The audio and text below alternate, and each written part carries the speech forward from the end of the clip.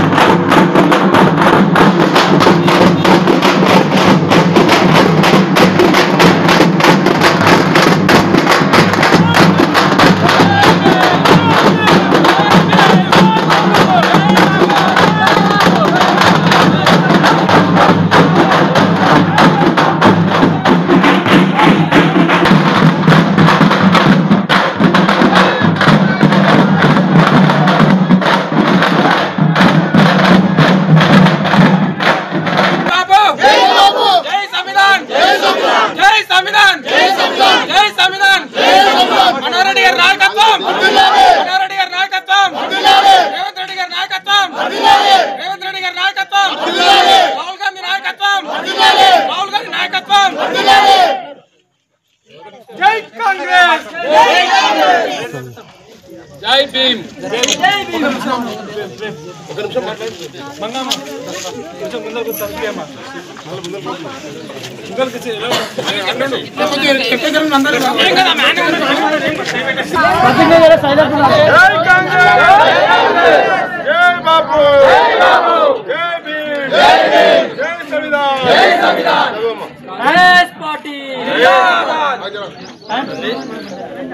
Hello ప్రతిజ్ఞ మా రాజ్యాంగాన్ని అత్యంత పవిత్రమైనదిగా ప్రపంచంలోనే గొప్ప రాజ్యాంగంగా భావిస్తాము.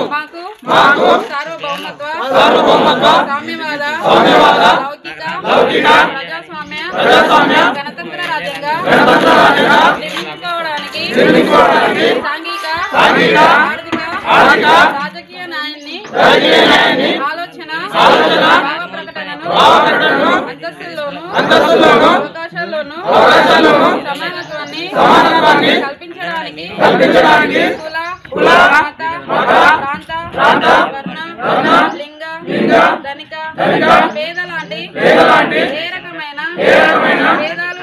భేదాలు లేకుండా అందరికీ సమాన హక్కులు, బాధ్యతలు రాజ్యాంగం కల్పించింది. ఇటీవల పరిణామాలు రాజ్యాంగ స్ఫూర్తిని దెబ్బతీస్తూ ప్రజాస్వామ్య విలువలను కాలరాస్తూ సమాజంలో అశాంతి నెలకొల్పుతున్నాయి.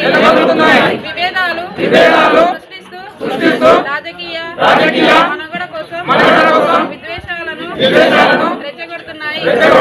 ఇలాంటి తరుణంలో శాంతి, అహింసలను మూల సూత్రాలుగా మనకు బోధించిన మహాత్ముడి స్ఫూర్తిగా మనుషులంతా ఒక్కటే అంటూ రాజ్యాంగంలో అందరికీ సమాన హక్కులు కల్పించిన డాక్టర్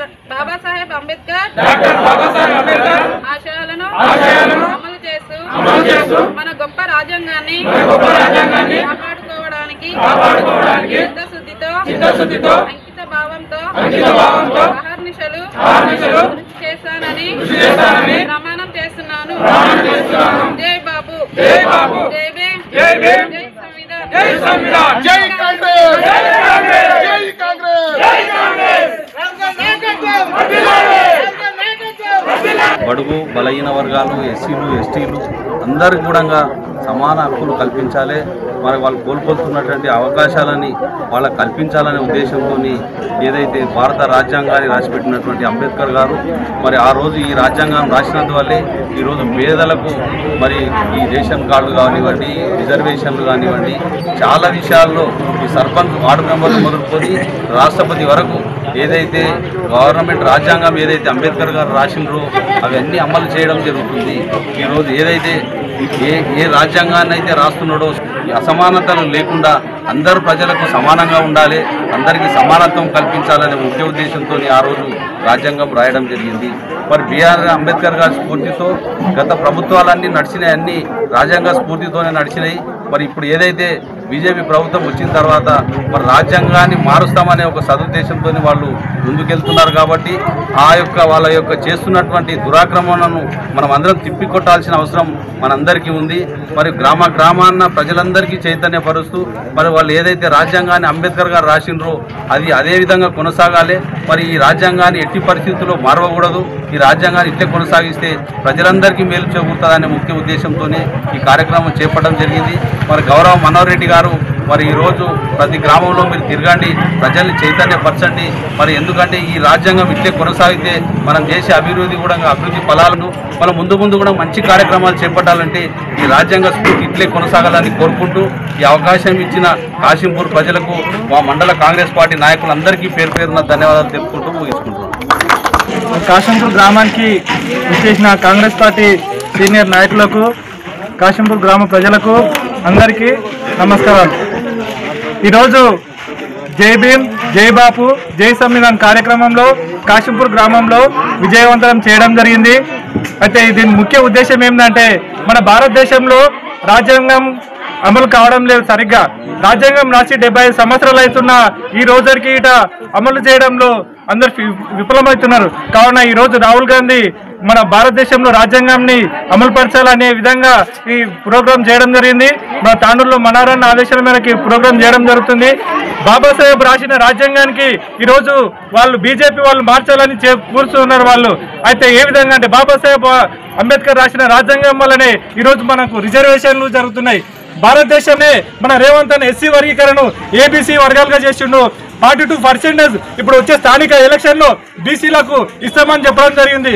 దానికోసంగా రాజ్యాంగంలో బాబాసాహెబ్ అంబేద్కర్ ఆ రోజు ఎంత జనాభా ఉంటే అన్ని ఫలాలు అందాలనే విధంగా ఆ రోజు రాజ్యాంగం రాస్తే కానీ ఈరోజు ఆ విధంగా అమలు కావడం లేదు.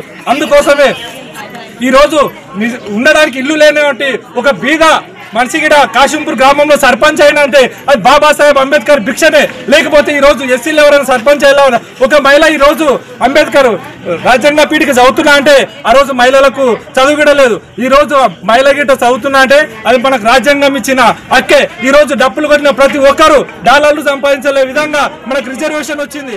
అందుకే ఈరోజు